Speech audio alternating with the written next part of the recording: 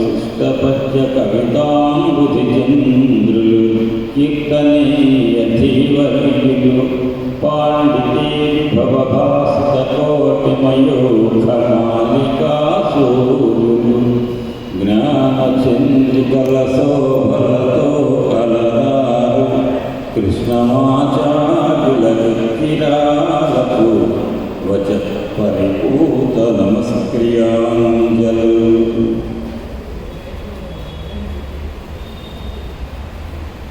తల్లికి తల్లి అయిన తన తల్లికి తానన తల్లి అయి ధరం తల్లులకెల్ల తల్లి అయి తల్లి మమం కరుణింపు మన్నచో తల్లులుగా మరుతల్లిని సజ్జన కల్పవల్లి మా తల్లిని సన్నుతింతు జనతా ఫలస్మితమల్లినంతయం.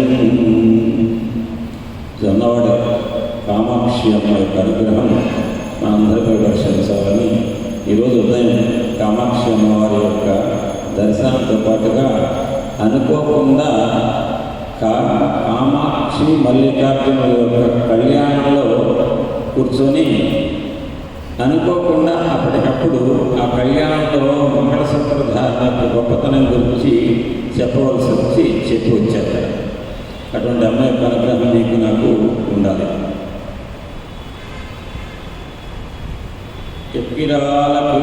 కులోద్భూతం విశుద్ధి దివ్యమానసం వందే సత్కరుణా సింధుం భరద్వాజగురుత్తమం యతీశ్వరం మహాజ్ఞానం ఆత్మతత్వవిభాసురం ప్రణమామి సదా పూజ్యం గంగాధర సరస్వతీ శిష్యవాత్సల్యపాఠోధిం ధ్యాన సంలగ్నధీనిధిం భజే యోగీశ్వరం వాసుదేవానంద సరస్వతీ.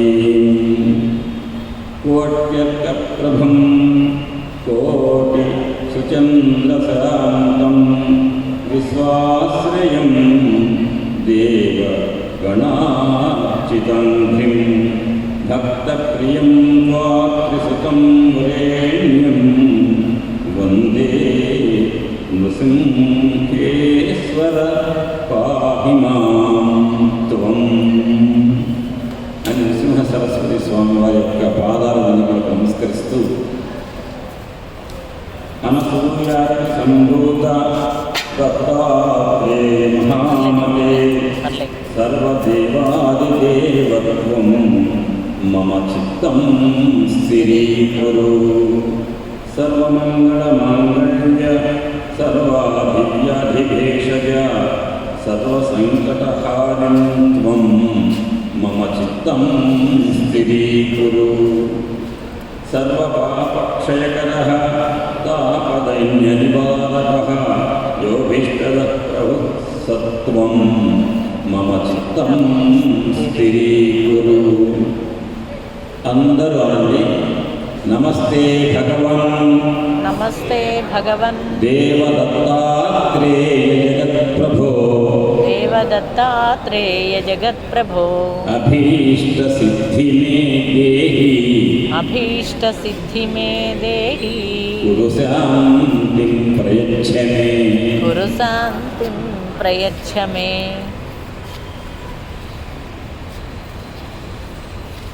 వేదికపై కొలువై ఉండి 5 రోజులుగా మన యొక్క ఈ సప్తాహ శ్రీగురు చరిత్ర ప్రవచన మహాయజ్ఞాన్ని నడిపిస్తున్నటువంటి మహానుభావులైన దత్తాత్రేయ స్వామి వారి నుండి అవధూతలందరికీ కూడా మా అందరి తరఫున నమస్కరిస్తూ, మరి ప్రవచనం చెప్పాలని కూర్చుంటే వేదిక మీద వినేవాళ్ళు ఉన్నారు కాబట్టి వినేవాళ్ళు కూడా గొప్పవాళ్ళు చెప్పేవాడు కంటే, కాబట్టి శ్రద్ధగా వింటూ ప్రతిరోజు వస్తున్నటువంటి మీ అందరికీ కూడా నమస్కరిస్తూ, నిన్నటి రోజున శ్రీగురి చరిత్ర యొక్క ప్రవచన ఆ పరంపరను కొనసాగిస్తూ చివరిలో ఒక త్రివిక్రమ భారతి అనేటువంటి ఒక బ్రాహ్మణుడు 3 వేదాలను నేర్చుకొని వాటిలో పారంగతుడయ్యింది కూడా శ్రీగురుడు నృసింహ సరస్వతి స్వామిని ఒక మానవుడిగా భావించి ఆయనకి డాంబికాలనై యతీశ్వరుడికి ఎందుకంటే డాంబికాలు మాట్లాడిన వాడు కూడా చివరికి స్వామివారు అతను ఉన్నటువంటి కుమసి అనే ఊరికి రాగానే నిరంతరం అతను చేసే ఉపాసన ఏ నరసింహస్వామిని చేస్తున్నాడో ఆ నరసింహస్వామి యొక్క లగ్నం కాకపోతే మనస్సులో నృసింహ సరస్వతి వచ్చారు అని నది ఒడ్డుకు వెళ్ళి సైన్యంతో సహా ఆ స్వామివారిని చూడాలి అని వెళ్ళి అక్కడ సైన్యం స్వామి అందరూ దండధరులై ఒకే రూపంలో కనిపిస్తే తికమక పడి, స్వామి నువ్వు సర్వాంతర్యామివయ్యా, నీతో పాటు వచ్చిన ప్రతివారు నీ రూపంలోనే కనిపిస్తున్నారు, నువ్వెవరివి, నీ ప్రక్కవారెవరు, వేదాన్ని గుర్తించలేని అజ్ఞానంలో ఉన్నాను కాబట్టి నేను డాంబికం అని అన్నాను, తప్పు క్షమించు స్వామి అని చెప్పి ప్రాధేయపడ్డాడు త్రివిక్రమ భారతి. అప్పుడు ఒక మాట అంటాడు, ఎవరి యందైతే నీ దయ ఉంటుందో వారి హృదయాలలో దోషాలుందో వారికి దుఃఖం అనేది ఉండదు. కలిపురుషుడి యొక్క వ్యతిరేక ఫలాలను ఎదిరించి కలి యుగంలో కూడా మోక్షాన్ని పొందగలిగే స్థితిని అనుగ్రహించే శక్తివంతుడు స్వామి నువ్వు త్రిమూర్త్యాత్మక స్వరూపుడవు, సాక్షాత్ దత్తాత్రేయుడవు, నువ్వే నృసింహస్వామివి అని అన్నారు త్రివిక్రమ భారతి. అప్పుడు త్రివిక్రమ భారతి గురుణ్ణి స్తుతిస్తే నృసింహస్వామిని, ఆ స్వామి త్రివిక్రమ భారతిని ఆశీస్సులు అందించి, నృసింహస్వామినే నువ్వు అర్చించుకోయ్యా, ఇన్నాళ్ళు నువ్వు అర్చిస్తున్నటువంటి నృసింహస్వామి నేనే నృసింహస్వామి నేను అని చెప్పి తనకు ఉన్నటువంటి అజ్ఞానపు పొరలను తొలగించి అనుగ్రహించారు శ్రీ గురువు. ఆ విధంగా ఒక్క మాట ఆశీస్సు అందించారు, నువ్వు ఇదే నృసింహ ఉపాసన చేస్తూ అందులో నన్ను చూస్తూ ఈ జన్మలోనే మోక్షం సిద్ధిస్తుంది అని చెప్పి ఆశీస్సు అందించారు నృసింహ సరస్వతి యతీంద్రుడు. అప్పుడు త్రివిక్రమ భారతి యొక్క ఈ సన్నివేశం జరిగిన తర్వాత శ్రీగురుడు గంధర్వపురంలో ఉండి ప్రత్యక్షంగా లీలలు ప్రదర్శిస్తూ ఉంటే అప్పుడు అక్కడ జరుగుతున్నటువంటి సన్నివేశాలు ఏమన్నా ఉంటే చెప్పు స్వామి అన్నాడు సిద్ధ మహర్షిని నామధారకుడు. దానికి ఒక మాట, ఇద్దరు బ్రాహ్మణోత్తములు ఒక యవనరాజు దగ్గరికి వచ్చి ఒక నిత్యుడి దగ్గరికి, అంటే ఇక్కడ ఈ సారాంశం ఒక 4-5 నిమిషాల పాటు చెప్పబోయేటువంటి శ్రీగురుడు యొక్క లీలలో ఏముంటుందంటే, బ్రాహ్మణులు సమాజాన్ని ఉద్ధరించడానికి భగవంతుడి కృప వల్ల వాళ్ళకు లభించిన జన్మను ఉపయోగించి వేదాన్ని అధ్యయనం చేసి అధ్యాపన చేసి నలుగురికి నేర్పి ఆ వేదాన్ని పఠించడం ద్వారా సమాజానికి శ్రేయస్సును అందించడానికి ప్రయత్నించాల్సింది.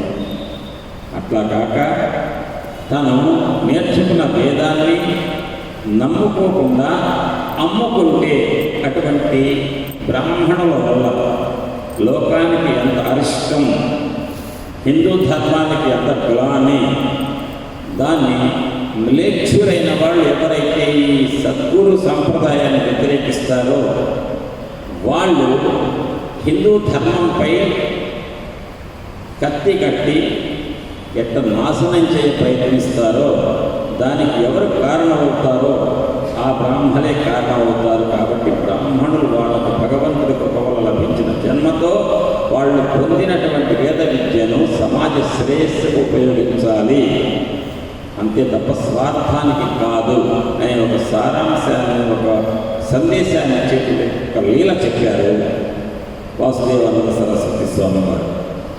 దాంట్లో ఇద్దరు బ్రాహ్మణులు వచ్చారు. అంటారు యవనరాజు దగ్గరికి వచ్చారు. ఎందుకు వచ్చారు? ఎవరైతే వేదాన్ని వ్యతిరేకిస్తారో ఆ రాజు దగ్గరికి వచ్చి వేదం నేర్చుకున్నా నేను అంటే వేదం అర్థం చెప్పంటాడు యవనరాజు. ఎందుకంటాడు? అర్థం చెప్తే వేదాన్ని మనం నమ్మమండి. అందులో ఏమర్థం ఉంటుంది? ఒకటే ఉంటుంది, ధర్మంగా ఉండంటారు. అది ఒకటేగా మనకు తెలవకపోతాం. ధర్మం ధర్మం అని ఎన్నిసార్లు చెప్తే ప్రయోజనం ఏమిటండి? ఆచరింప చేస్తే ధర్మానికి అర్థం ఉంటుంది. ధర్మాన్ని ఆచరించేదాకా దాని అనుభవం తెలవదు, దానికి విలువ తెలవదు. కానీ వేదాన్ని ఘోషిస్తే ఆ వేద అర్థాన్ని అడిగాడు విలేచ్చరాజు, యవనరాజు. బ్రాహ్మణులు చెప్పారు. అప్పుడు ఆ యవనరాజు ఉద్దేశ్యం ఏంటి? ఈ బ్రాహ్మణుల ద్వారా బ్రాహ్మణత్వాన్ని, హిందూ ధర్మాన్ని మంటగలపాలి. కాబట్టి డబ్బులు ఇచ్చారు. డబ్బులు ఇవ్వగానే వేదానికి అర్థం చెప్పాడు. అంతేకాదు, మేము 4 వేదాలు చదువుకున్నాం కాబట్టి మాకెవరు పోటీ లేదు, బ్రాహ్మణులు ఎవరన్నా వేదంలో మాతో పాటు పోటీకి వస్తారా రండి అని విర్రవీగారు ఇద్దరు బ్రాహ్మణులు. వాళ్ళు ఏమంటారు? దక్షిణ దేశం మొత్తంలో వేదాంగాలు నేర్చుకున్న వాళ్ళందరినీ కూడా మేము వెళుతున్నాం, అడుగుతున్నాం, పోటీ పడుతున్నాం, వాళ్ళు ఓడిపోతున్నారు, మాకు విజయ పత్రాలు ఇస్తున్నారు. కాబట్టి తరువాత వంతు ఎవరిది అంటే అదే దక్షిణాపథంలో త్రివిక్రమ భారతి అనేటువంటి ఇంతకుముందే మనం అనుకున్నామే, అహంకరించి శ్రీగురుడిని అవమానపరిచి తరువాత శ్రీగురుడి యొక్క వైభవాన్ని తెలుసుకొని తన తప్పును అంగీకరించి శ్రీగురుడి యొక్క అనుగ్రహాన్ని పొందినటువంటి ఆ త్రివిక్రమ భారతి అనే బ్రాహ్మడు 3 వేదాలు బాగా చదివారని తెలుసుకొని అతనితో పోటీ పడి అతను ఓడిపోయాడు అని చెప్పి అతని నుంచి విజయపత్రం తీసుకొని దక్షిణా ప్రాంతంలో కూడా ఈ ఇద్దరు బ్రాహ్మణులు ఎవరైతే ఈ యవనరాజుకు సమర్థనిస్తున్నారో వాళ్ళ ద్వారా హిందూ ధర్మాన్ని మంటగలుపుదామని ప్రయత్నించారు. వచ్చారు, అడిగారు. మదంతో మాకే వచ్చు వేద విద్య అని. నిజానికి వాళ్ళకి వచ్చిన వాడు ఎప్పుడో నాకు వచ్చని చెప్పుకోడు, అదొక గొప్ప రహస్యం. సమాజంలో నాకు వచ్చు అని విర్రవీగుతున్నాడంటే వాడికి రాదు. ఏమీ లేని ఇస్తారు ఎగిరెగిరి పడుతుందంటారు. ఖాళీ బిందెలోనే చప్పుడు ఎక్కువ వస్తుందంటారు. నీళ్లు నిండా ఉంటే చప్పుడు రాదు, రాళ్ళు వేస్తుంది. అట్టనే ఎగిరెగిరి పడుతున్నటువంటి ఇద్దరు బ్రాహ్మణులు వేద పండితులు మాకు బాగా వచ్చు అనుకున్న వేద పండితులు ఆయన అడిగారు, నువ్వు పెద్ద బ్రహ్మవేత్త ఒకట కదయ్యా, నీకు 3 వేదాలు తెలుసట, మరి మాతో పాటు నువ్వు ఆ వేదం పోటీ పడదాం అని చెప్తే, నాకు వేదవేగానికి వస్తే ఈ అరణ్యంలో కూర్చొని నృసింహస్వామిని ఆరాధించుకుంటుంటే బ్రతుకు మాకెందుకు ఉంటుందయ్యా, నేను ఎంతో రాజభోగాలు అనుభవించేవాడిని అన్నాడు త్రివిక్రమ భారతి. ఎందుకని? శ్రీగురుడి యొక్క కృప వల్ల ఈ త్రివిక్రమ భారతికి కూడా జ్ఞాన ఉదయం అయింది. కాబట్టి వచ్చిన బ్రాహ్మణులిద్దరూ దాంభికం అనే విషయం తెలుసు నిజంగానే. కాబట్టి వాళ్ళ ఆట పట్టించి ఆడించాలి అనుకున్నారు. అనుకొని నాకైతే రాదయ్యా అంత వేదం, కాబట్టి నేను మీతోటి అంతగా పోటీ పడలేదు అనగానే, మా అంతటి వాళ్ళు ఎందుకు దొరకట్లేదు అసలు మాకు పోటీ పట్టడానికి, ఎక్కడికి పోయినా మాకు రాదు వేదం అంటున్నారు నీలాగనే అని అన్నారు. నిజంగా నాకు రాదయ్యా అంటే, మరి నువ్వు కూడా మిగిలిన వేద పండితుల్లాగా ఓడిపోయాను, నువ్వు గెలిచావు, మీ ఇద్దరు గెలిచారు అని చెప్పి జయపత్రం ఇవ్వండి అని అడిగాడు. అడిగితే నేను నీకు జయపత్రం ఇచ్చేంత స్థాయి నాకుందా, మీ ఇద్దరు మహాపండితులు కాబట్టి మీకు గంధర్వ నగరంలో మా గురువు గారు ఉన్నారు, శ్రీ గురువు, ఆయన గారి దగ్గరికి వెళ్తే మీ వేద పట్టిక చూస్తారు, చూసి మాకు చెప్తారు, అప్పుడు జయపత్రం ఇస్తాను అని బయలుదేరారు గంధర్వ నగరం. ఇక్కడ చెప్తారండి, మూఢవతో బ్రాహ్మణాగ్రౌ యతీశం పాదచారిణం అనుయంతౌ జ్ఞాన సంస్థౌ జాతాయుషౌ తతః అన్నారు వాసుదేవానంద సరస్వతి. యతీశ్వరుడు త్రివిక్రమ భారతి నడిచెడుతుంటే వెనకట అహంకారంతో ఉన్న ఇద్దరు బ్రాహ్మణులు ఎవరికైతే సరిగ్గా వేద విద్య రాకుండా దాంభికాలు చూస్తున్నారో వాళ్ళు పల్లకిలో వచ్చారట. ఒక యతీశ్వరుడు పల్లకిలో వెళ్తుంటే మనం పాదచారులుగా వెళ్ళాలి. దానికి వ్యతిరేకంగా వాళ్ళు యతీశ్వరుడు నడుస్తుంటే వెనక పల్లకిలో వచ్చారట. అంటే ఏం వేద విజ్ఞానం ఉందండి వాళ్ళకి? వేదమే తెలుసుకున్న వాళ్ళైతే ధర్మం ఏం చెప్తుంది వేదంలో దాన్ని బట్టి అనుసరించాలి.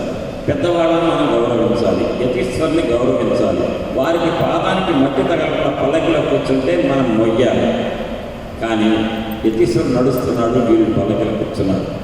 ఏ భగవద్గీత అయితే శాస్త్ర విధిముసృజ్య వర్తతే కామకారతః న సిద్ధిమవాప్నోతి న సుఖం న పరాంగతిం తస్మాత్ శాస్త్రం ప్రమాణంతే కార్య వ్యవస్థితో అని చెప్పి శాస్త్రం ఏం చెప్పిందో దాన్ని పాటించాలి. శాస్త్రం చెప్పింది ధర్మం ఏదైతే ఉందో దాన్ని పాటించు. శాస్త్రం ఇది ధర్మం కాదు అంటే పాటించకు. కార్యం అకార్యం, చేయవలసింది చేయకూడదు. ఆ జ్ఞానం లేని వాడు కాబట్టి యతీశ్వరుడు నడుస్తుంటే వీళ్ళు పల్లకిలో వెళ్ళారు. జగద్గురువు దగ్గరికి వెళ్ళారు, శ్రీ గురుడు దగ్గరికి. ఏమన్నారు ఈ త్రివిక్రమ భారతి? జగద్గురు జయ జయ సంసారావతారక. సంసార సముద్రంలో బాగా దిగబడిపోయిన వాడిని ఉద్ధరించడానికి నీ చూపు చాలయ్యా స్వామి. అటువంటి మహానుభావ ఈశ్వరం త్వాం నయో వ్యక్తి నగమిష్యతి అధోగతిం. స్వామి, సంసార సముద్రంలోంచి తరింపచేయగలిగిన సమర్థుడు అయినటువంటి ఈశ్వర, నిన్ను ఈశ్వరుడిగా భగవంతుడిగా తెలియకుండా తెలుసుకోలేని వాడు ఎవడన్నా ఉంటే వాడు అధోగతి పాలవుతాడు. నువ్వే జగద్గురువి, నువ్వే దత్తాత్రేయ స్వరూపుడివి అని తెలుసుకున్న వాడే జ్ఞాని. వాడికి ఉద్ధతి, లేని వాడికి అధోగతి అని చెప్పాడు. చెప్పి ఆ శ్రీగురుడి మీ పాదాల మీద శిరస్సుంచి, అయ్యా ఇద్దరు బ్రాహ్మణులు వచ్చారు, వాళ్ళేమో మాకు వేదశాస్త్రం బాగా వచ్చంటున్నారు, దాంట్లో పోటీకి రమ్మంటున్నారు. నేను నా వల్ల కాదని చెప్పా. మా గురువు గారి దగ్గరికి రమ్మని తీసుకొచ్చాను. మీ ఎదుటైతే జరుగుతుంది, మీరైతే తగిన శాస్త్రం చేస్తారు వాళ్ళకు. వాళ్ళ దగ్గర వాళ్ళే నిజమైన వేద పండితులైతే మ్లేచ్ఛరాజు ఇచ్చిన డబ్బులు తీసుకొని హిందూ ధర్మానికి వ్యతిరేకంగా, వేద ధర్మానికి వ్యతిరేకంగా వేద పండితులను అవమానం చేస్తూ ఊరు తిరగవలసిన అవసరం లేదు. దాన్ని బట్టే వీళ్ళు నిజమైన వేద పండితులు కాదు, వారి సంగతి మీరు చూడండి స్వామి అన్నాడు. అనగానే అంటారు శ్రీగురుడు, బ్రాహ్మణోత్తములారా ఎందుకు వచ్చారయ్యా?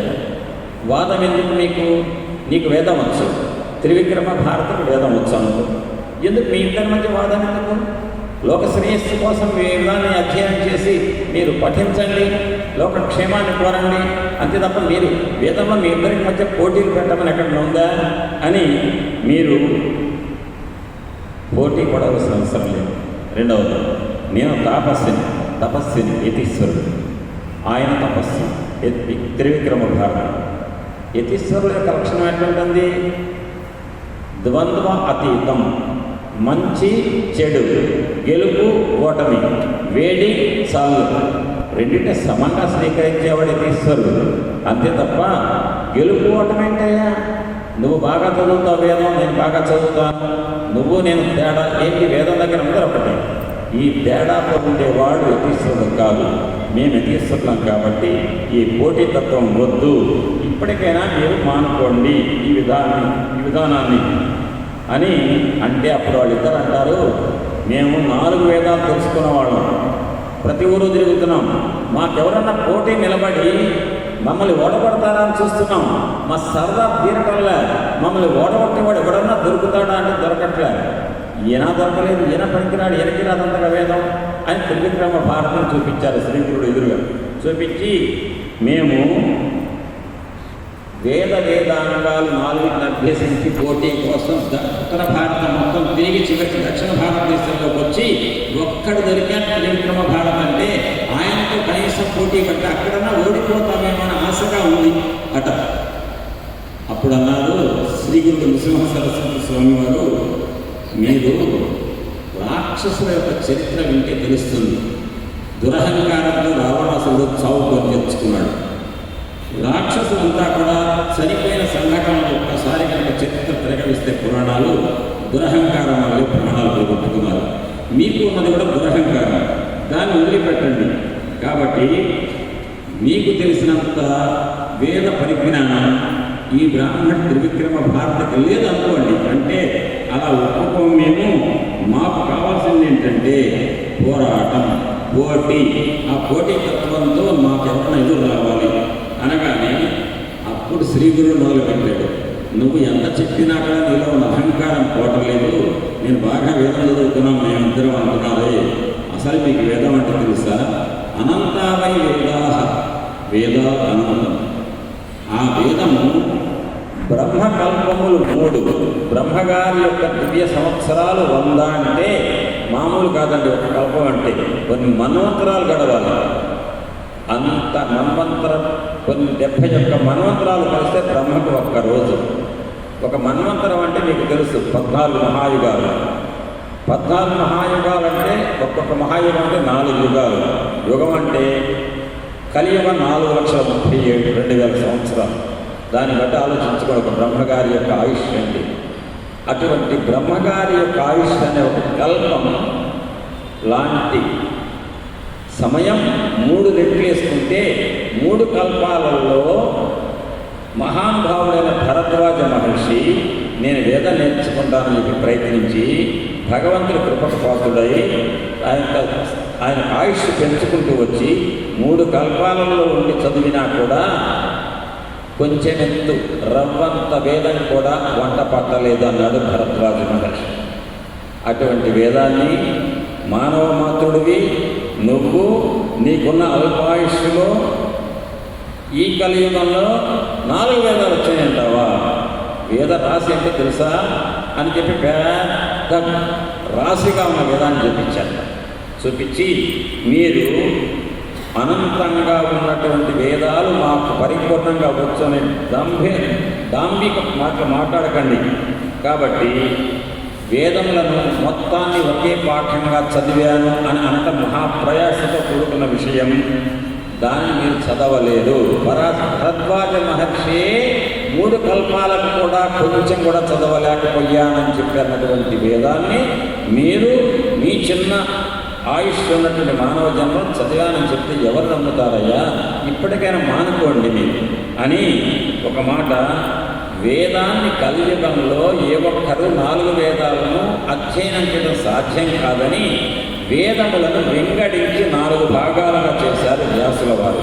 నిజంగా వ్యాసుల వారి పేరు వ్యాసుడు కాదు, ఆయన కృష్ణద్వైపాయనుడు. కృష్ణద్వైపాయనుడే ద్వీపంలో పుట్టాడు. కృష్ణ అంటే నల్లగా చీకటి. ఆ కథ అంతా వేరు భారతంలో ఉంటుంది. అటువంటి కృష్ణద్వైపాయనుడు అనేటువంటి మహానుభావుడు ఈ 28వ మహాయుగంలో వేదములను వింగడించాడు, వ్యాసం చేశాడు. ఒక వృత్తం అంటే ఇది. దాన్ని 2 భాగాలుగా విభజించాలంటే వృత్తం మీద ఆ భాగం నుంచి ఈ భాగానికి ఒక గీత గీతం. దాన్ని ఏమంటారు లెక్కలలో వృత్తంలో ఉన్న వ్యాసము అంటారు. ఈ వ్యాసం వృత్తాన్ని 2 భాగాలుగా ఎట్ట చేస్తుందో వేదాలను 4 భాగాలు విభజించాడు. కాబట్టి ఆయన వేద వ్యాసుడు అన్నారు. చేసి 4 భాగాలలో ఒక్కొక్క భాగం ఋగ్వేదం ఉంది, అది పైరుడికి ఇచ్చారు. దానికి ఉపవేదం ఏంటి అంటే ఆయుర్వేదం. అదేవిధంగా యజుర్వేదం దాని వైశంపాయనుడికి ఇచ్చాడు. దానికి ఉపవేదం ధనుర్వేదం. ఆ రకంగా వేదాలన్నింటినీ కూడా 4 భాగాలుగా చేశారు.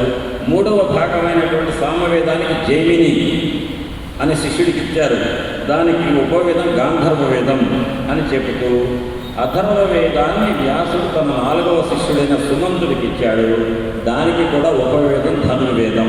ఆ విధంగా కలియుగంలో వేదాన్ని 4 భాగాలుగా విభజించింది వ్యాసుడు. ఎందుకంటే కలియుగంలో మానవుడి యొక్క ఆయుష్ చాలా అల్పం. అలసులు మందబుద్ధియులు అల్పతరాయులు ఉగ్రరోగ సంకలితులు మందభాగ్యులు సుకర్మములెవ్వియు చేయదామరి కలియుగమందు మానవులు. అందుకే భాగవతం కావాలి అని అడిగారు వ్యాసుడు నారద మహర్షిని. నారద మహర్షి ప్రబోధించాడు. అటువంటి కలియుగంలో మీరు వేదమంతా నేర్చుకున్నా అంటారా? అది తప్పు అని చెప్పి ఈ కలియుగంలో ప్రత్యేకంగా కొంతమంది బ్రాహ్మణులు వేదాన్ని నమ్ముకోవటం బదులు అమ్ముకుంటున్నారు. కాబట్టి వేదానికి గతి పట్టింది. కర్మభ్రష్టులై వేదం పట్ల గౌరవం లేని వాళ్ళు, ధనానికి ఆశ ఆశపడి మ్లేచ్ఛరాజుల ఎదుట లొంగిపోయి వేదాలకు అర్థాలు చెబుతూ వేదం అంటే గౌరవం లేకుండా చేస్తున్నారు. కాబట్టి ఇదివరకు పాత రోజుల్లో పూర్వకాలంలో వేదం నేర్చుకున్న బ్రాహ్మణుడు అంటే దైవాధీనం సర్వం మంత్రాధీనం దైవతం తన్మంత్రం బ్రాహ్మణాధీనం బ్రాహ్మణో మమ దేవత అని భోజరామాయణంలో శ్లోకం ఉంది. దీన్ని బట్టి భగవంతుడు మంత్రానికి అధీనం అవుతాడు. మంత్రం బ్రాహ్మణ చేతిలో ఉంటుంది. బ్రాహ్మణ అంటే సకల మానవ జాతి కూడా సమాజంలో తమ గురువుగా భావిస్తారు. అంతటి గురు వృత్తినిచ్చినటువంటి ఎవరైతే పొందారో ఆ బ్రాహ్మణులు వేదాన్ని నమ్ముకోవడంతో అమ్ముకుంటే ఈ స్థితి వస్తుందయ్యా. కాబట్టి వేద మంత్రాలు పఠించే బ్రాహ్మణుల యొక్క వాక్ శక్తి కూడా ఎందుకు తగ్గుతున్నదంటే వేదములను ఎవరి దగ్గర ఉచ్చరించకూడదో వాళ్ళ దగ్గర ఉచ్చరించి వేదాన్ని నిజంగా నేర్చుకున్న వాళ్ళు అవమాన పాలు చేస్తున్నారు అని చెప్పి శ్రీ గురుడైన నృసింహ సరస్వతి స్వామి వారు ఆ ఇద్దరు బ్రాహ్మణులను హెచ్చరించి అప్పుడు ఏదో విధంగా పరిష్కారం చెప్పాలి. కాబట్టి ఇప్పటికైనా సరే మీరు నా మాట విని ఒప్పుకోండి, నాకు పూర్తిగా వేదం రాదన్న విషయాన్ని గ్రహించండి, ఈ త్రివిక్రమ భారతితో పోటీ పడాలని తపన ప్రక్కన పెట్టండి, మీ మంచిగా చెప్తున్నాను అన్నారు శ్రీ నృసింహస్వామి సరస్వతి స్వామి శ్రీ గురు. అప్పుడు అజ్ఞానంతో కొట్టమిట్టాడుతూ అహంకారంతో ఉన్నటువంటి ఆ బ్రాహ్మణులిద్దరూ ఒప్పుకోవాలి అంటే వాళ్ళకి ఒక అడ్డం వస్తుంది. అహంకారం ఒకటే కాదు, మ్లేచ్ఛరాజు ఎక్కడ చంపుతాడు. మళ్ళీ మ్లేచ్ఛరాజు ఏం చేస్తున్నాడు? ఎవరు నువ్వు ప్రతి ఊరు వెళ్ళి బ్రాహ్మణుల దగ్గరికి వెళ్ళి వేదం చదవమని వాడు భయపడతారు. ఓడిపోయాను, వాడు ఓడిపోయినట్టు నువ్వు గెలిచిన సర్టిఫికేట్ తీసుకురా, అప్పుడు నేను ప్రకటిస్తా. ఏమనంటే ఈ మన రాజ్యంలో బ్రాహ్మణులకు అసలు వేదం రాదంటాను. అది ప్రయత్నం. కానీ పొరపాటున శ్రీగురుడు చెప్పిన మాట విని ఈ ఇద్దరు బ్రాహ్మణులు లేదు త్రివిక్రమ భారతి బాగా వచ్చు అని చెప్పి అన్నా ఒప్పుకున్నాడు అనుకోండి, ప్రమాదం ఎవరితో ఉంది? రాజుతో. అందుకని మేము ఒప్పుకోం, మాకు పోటీ కావాలి. పోటీ లేదనుకో, త్రివిక్రమ భారతి ఓడిపోయాను, మేము గెలిచామని సర్టిఫికెట్ ఇవ్వనండి, వెళ్ళిపోతాం అని చెప్పి మొండి చేశారు. అప్పుడు ఆయన ఏం చేశాడు? శ్రీగురుడు ఓహో ఎంత చెప్పినా కూడా ఇతనికి తలకెక్కట్ల ఇద్దరు బ్రాహ్మణులకు కావాలని రాజుగారు భయంలో పడిపోయారు అని అటుగా పోతున్నటువంటి ఒక వ్యక్తిని పిలిపించాడు తన శిష్యుడితో. ఎవరవయ్యా నువ్వు? నేను, నా పేరు మాతంగుడు, నేను ఒక తక్కువ కులంలో పుట్టినవాడిని అన్నాడు. ఇక్కడ తక్కువ కులంలో పుట్టినవాడు అని ఎందుకు అన్నారు అనేదాన్ని మానవులకు కులం కాదు ప్రధానం, గుణం సంస్కారం అని చెప్పడం కోసం ఈ విషయం తెచ్చారు ఇక్కడ శ్రీగురుడు. నేను తక్కువ కులంలో హీన జాతిలో పుట్టాను అన్నాడు. అర్థమవుతుంది. ఏం చేస్తావు? నేను హీన వృత్తి చేస్తున్నా. సరే రా అని పిలిచి ఆ శిష్యుడికి ఒక బోధ చేశారు. నువ్వు ఎందుకు వచ్చావు, నువ్వేం చేస్తున్నావు, నీదే కులం అని అడగగానే మహానుభావుడైనటువంటి ప్రతీశ్వరుడు నన్ను అడిగారంటే అందులో ఏదో ఒక కారణం ఉంటుంది. నన్ను ఉద్ధరించడానికే శ్రీ కూడా ఆ రకంగా అడిగారు. ఇది ధనాత్మకంగా పాజిటివ్ దృక్పథం అంటారు సరే, అట్లా అర్థం చేసుకున్నాడు. అర్థం చేసుకున్నప్పుడు తన యొక్క దివ్య దృష్టిని నృసింహ సరస్వతి స్వామి వారు ఆ హీన జాతిలో పుట్టిన మాతంగుడి మీద ప్రసరింపచేశారు. ప్రసరింపచేసి ఆ మాతంగుడికి ఒక కర్ర ఇచ్చి అతని మీద విభూతి చల్లించి 7 గీతలు గీయవయ్యా అన్నాడు. 7 గీతలు గీయమన్నాడు. ఒక్కొక్క గీత దాటుకుంటూ నువ్వు ఏంటి అంటే ప్రతి గీత మీద ఉండగా నువ్వు ఎవరివి అంటే నేను 25 జన్మల క్రితం నేను ఫలానా, తర్వాత ఈ జన్మలో ఇది, ఒక్కొక్క జన్మలో ఏంటని 7 జన్మల యొక్క గతం అంతా చెప్పుకుంటూ వచ్చాడు. అదంతా చెప్పిన తర్వాత మొదట మైందుడు అనేవాడిని నేను, రెండవ గీత రాగానే కిరాతకుడిని, అరణ్య రక్షణ చేసేవాడిని, మూడవ గీత దాటగానే వ్యక్తి తెచ్చుకొని ఒక నదీ తీరంలోనే గంగా పుత్రుడను, 4వ రేఖ దాటగానే ఒక శూద్రుడను, 5వ రేఖ దాటగానే ప్రభువు నేను ఒక వైశ్య వంశజుడి, నా పేరు సోమదత్తుడు అన్నాడు. 6వ రేఖాం తతో గత్వా మమ నామ ప్రభో విద్ధి గోదావరి విస్తృతం. క్షత్రియ కులంలో పుట్టినటువంటి ఒక గోదావరి అనేటువంటి పేరు కలిగిన వ్యక్తిని అన్నాడు. ఇక 7వ గీతకు వచ్చిన తర్వాత వేదశాస్త్ర వ్యాకరణాది ప్రవీణుడైనటువంటి ఒక బ్రాహ్మణుడిని అన్నాడు. అంటే ఇప్పుడు నువ్వు ఒక హీన జాతిలో పుట్టావు. వెనక్కి వెళుతూ క్రమక్రమం వెళ్తుంటే చివరి నుంచి వచ్చేసరికల్లా క్షత్రియుడు అంతకుముందు వయస్సుడు అన్నాడు. 7వ జన్మకి వెళ్ళేసరికి ఏమన్నాడు? బ్రాహ్మణుడు అన్నాడు. ఇప్పుడు ఏమంటున్నావు నువ్వు? నేను 7వ జన్మ స్మృతిలో ఉన్నా నేను ఒక బ్రాహ్మణ్ణి అన్నాడు. నువ్వు ఇప్పుడు బ్రాహ్మణుడివే కదా? అవును అన్నాడు. ఈ ఇద్దరు బ్రాహ్మణులు అక్కడ ఉన్నారు. అయితే ఒక పని చేయి, ఈ ఇద్దరు వాదనకు వచ్చారు ఇద్దరు బ్రాహ్మణులు. 7 జన్మల క్రితం నువ్వు బ్రాహ్మణుడి అన్నటువంటి విషయాన్ని గుర్తు తెచ్చుకొని ఆ స్ఫురణలో ఉన్నావు కదా, ఆనాటి జన్మలో నువ్వు నేర్చుకున్న వేద విద్యతో వీళ్ళతో పోటీకి దిగు అన్నాడు. అప్పుడు వెంటనే ఆ ఇద్దరు బ్రాహ్మణులకు ఒళ్ళు వణికి, స్వామి నృసింహ సరస్వతి స్వామి, మేము ఓడిపోయాం, మాదంటే ఏమీ లేదు. ఎందుకని? ఒక హీన జాతి వాడు రోడ్డునట వెళుతుంటే పిలిపించి అతని మీద విభూతి చల్లి గీతలు గీసి గత జన్మలను స్మృతి తెప్పించి 7వ జన్మలో నేను బ్రాహ్మణుడు అనగానే ఆ బ్రాహ్మణుడు ఆ జన్మలో నేర్చుకున్న వేద విద్యతో ఈ జన్మలో ఇప్పుడు ప్రత్యక్షంగా ఉన్న పోటీకి వస్తానని డాంబికాలు పలుకుతున్న బ్రాహ్మణులకు పోటీకి సిద్ధమయ్యి రకంగా ఒకటి తయారు చేశాడంటే ఈ మహానుభావుడు సాధారణ మానవుడు కాదు, త్రిమూర్త్యాత్మక స్వరూపుడు అని వెంటనే గుర్తుపెట్టాడు. అప్పుడండి, స్వామి మీరు గడ్డిపోతను కొండ చేయగలుగుతారు, మీరు కోపదృష్టితో కనుక మీరు కోపం ప్రదర్శిస్తే కొండలు కూడా పిండైపోతాయి. కాబట్టి మీ యొక్క కృపాదృష్టి మాలాంటి వాళ్ళకు కావాలి. మీ మహాత్మ్యాన్ని కనుక వర్ణించాలంటే మాకు శక్తి సరిపోదు స్వామి అని గాంధీకాలు పలుకుతూ యవన రాజు కింద పనిచేస్తున్నటువంటి బ్రాహ్మణులిద్దరు కూడా నృసింహ సరస్వతి స్వామిని ఒప్పుకున్నారు. అనొచ్చు మీరు ఒక్క మాట, మరి యవన రాజు గురించి భయపడలేదా? అప్పుడు బ్రాహ్మణులిద్దరికి కూడా నృసింహ సరస్వతి స్వామి మనిషి అనే ఆలోచన ఉన్నంతసేపు ధైర్యం లేదు. యవనరాజు ఏం చేస్తాడు? ఎప్పుడైతే నృసింహ సరస్వతి స్వామి ఎప్పుడైతే మానవ మాతృడు కాదు, సాక్షాత్తు భగవంతుడని అర్థం చేస్తున్నాడో ఆయన సన్నిధిలో అండి. ఎందుకని ఇన్నాళ్ళు శ్రీగురుడు సన్నిధిలోకి రాలేదు కాబట్టి ఆ ఇద్దరు బ్రాహ్మణులకు కూడా అహంకారం పెరిగిపోయింది. అహంకారాన్ని లోపల ఉన్న దాన్ని తొలగించడానికి సమర్థత ఉన్నవాడు ఎవరంటే సమర్థ గురువు. కాబట్టి ఆ స్వామివారి యొక్క సన్నిధిలోకి రాగానే ఈ ఇద్దరు బ్రాహ్మణులకు అహంకారం నేను చెప్పుకున్నాం భగవద్గీత. అర్జునుడు నేను యుద్ధం చేయను బావా అన్నాడు. గాంధీని వద్దంటే వదిలిపెట్టాడు. అహంకారం వదిలిపెట్టడా అంటే పట్టుకున్నాడు. పట్టుకోవాల్సిన వాటిని వదిలిపెట్టవలసిన పట్టుకున్నాడు. అటువంటి వాడికి ఏ గీత బోధించాలన్నాము? తన వారి సంపదాలక వెనుకకు పోనించగించు విజయని శంకన్ ఘనయోగ విద్య బాపిన మునివంజుని పాదభక్తి మనయున్నాకు. నేను అనుకున్నాను కదా, ఆ భగవద్గీతని ఘన విద్య బోధించిన తర్వాత ఘనయోగాన్ని అప్పుడు అర్జునుడు నేను నిమిత్త మాత్రుని సాధారణ మానవుణ్ణి, కృష్ణ పరమాత్మ బాబా కాదు ఏమీ కాదు, ఆయన సాక్షాత్తు పరమాత్మ. మనందరి యొక్క బుద్ధులను లోపల ఉండి ప్రేరేపించేవాడు ఎవరంటే కృష్ణుడు, ఆయన దత్తాత్రేయుడు అనే విషయాన్ని అర్జునుడు యుద్ధరంగంలో భగవద్గీత బోధించిన తర్వాత తెలుసుకున్నాడు. ఇక్కడ నృసింహ సరస్వతి స్వామి వారి సన్నిధానంలోకి రాగానే ఆ ఇద్దరు బ్రాహ్మణులకు రియలైజేషన్ వచ్చింది. ఆ రియలైజేషన్ అంత తొందరగా వస్తుందా? రాదు.